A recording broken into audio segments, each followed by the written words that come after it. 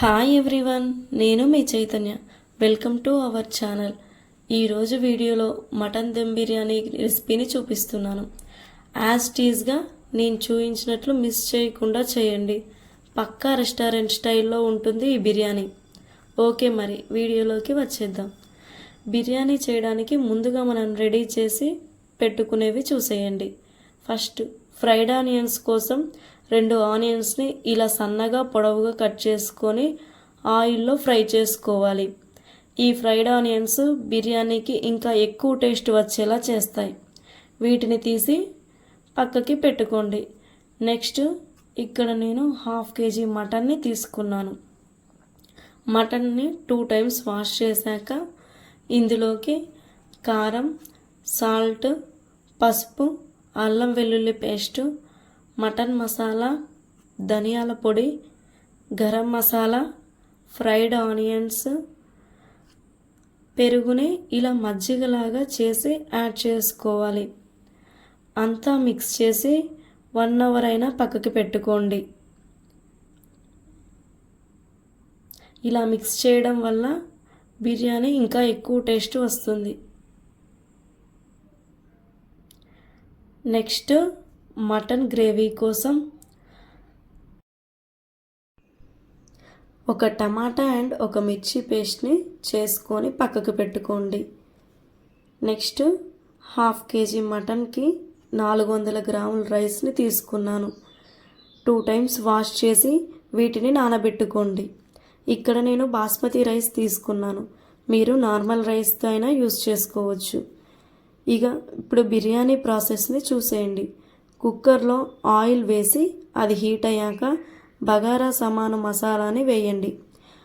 Fry అయ్యాక ఆనియన్స్ని వేసి కొద్దిగా కలర్ చేంజ్ అయ్యేదాకా ఫ్రై చేసుకోవాలి. ముందుగా మిక్సీ చేసి పెట్టుకున్న టమాటా పేస్ట్ని కూడా యాడ్ చేయండి. పచ్చివాసన పోయే వరకు కలుపుకొని నెక్స్ట్ మ్యారినేట్ చేసి పెట్టుకున్న మటన్ని యాడ్ చేసి అంతా ఒకసారి కలుపుకొని 15 minutes వరకు ఉడికించుకోవాలి. మూత అసలు పెట్టకుండా 15 minutes వరకు మధ్య మధ్యలో కలుపుకుంటూ ఉండాలి. ఇప్పుడు కొత్తిమీర, పుదీనాని వేసి కలుపుకొని ముక్కలకు సమానంగా వాటర్ పోయాలి.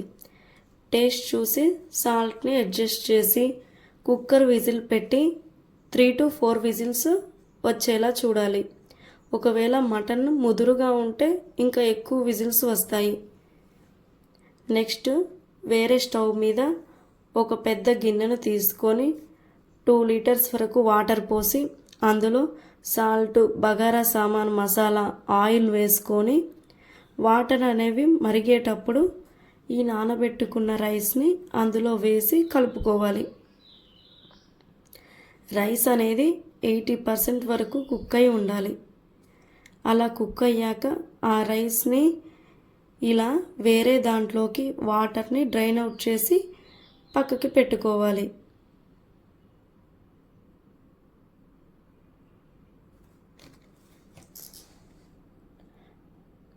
ఇప్పుడు మటన్ని చూద్దాం. ముక్కను పట్టుకొని చూస్తే సాఫ్ట్గా కుక్ అయి ఉండాలి.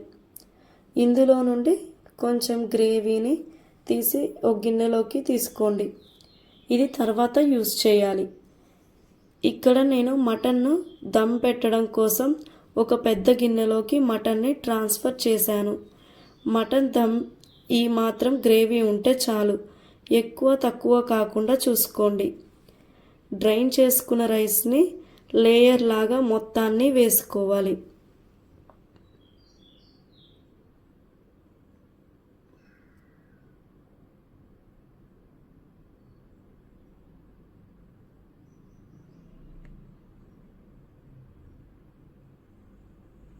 ఇలా మొత్తాన్ని రైస్ని వేశాక రైస్ పైన ముందుగా తీసి పెట్టుకున్న గ్రేవీని ఇలా రౌండ్గా వేసుకోవాలి.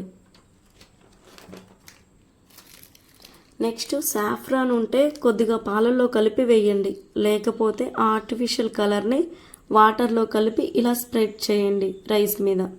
ఫ్రైడ్ ఆనియన్స్ని కూడా వేసుకోండి. పుదీనా, కొత్తిమీరని చిన్నగా చాప్ చేసుకొని పైన వేసుకోవాలి. నెక్స్ట్ ఒక గరిటెతో నెయ్యిని కూడా రౌండ్గా స్ప్రెడ్ చేసుకోవాలి. ఇప్పుడు మటన్ దమ్ బిర్యానీ దమ్ కోసం స్టవ్ మీద చపాతీ పెనంని పెట్టి పైన ఈ గిన్నెను పెట్టుకోవాలి. ఒక 5 మినిట్స్ హై ఫ్లేమ్లో ఉంచి మూత పెట్టుకోవాలి. ఇక్కడ నేను సిల్వర్ కవర్ యూస్ చేసి మూత పెట్టాను, ఆవిరి అనేది బయటికి వెళ్ళకుండా. మీ దగ్గర ఈ కవర్ లేకపోతే మూత పెట్టి గోధుమ పిండి ముద్దతో కవర్ చేయండి.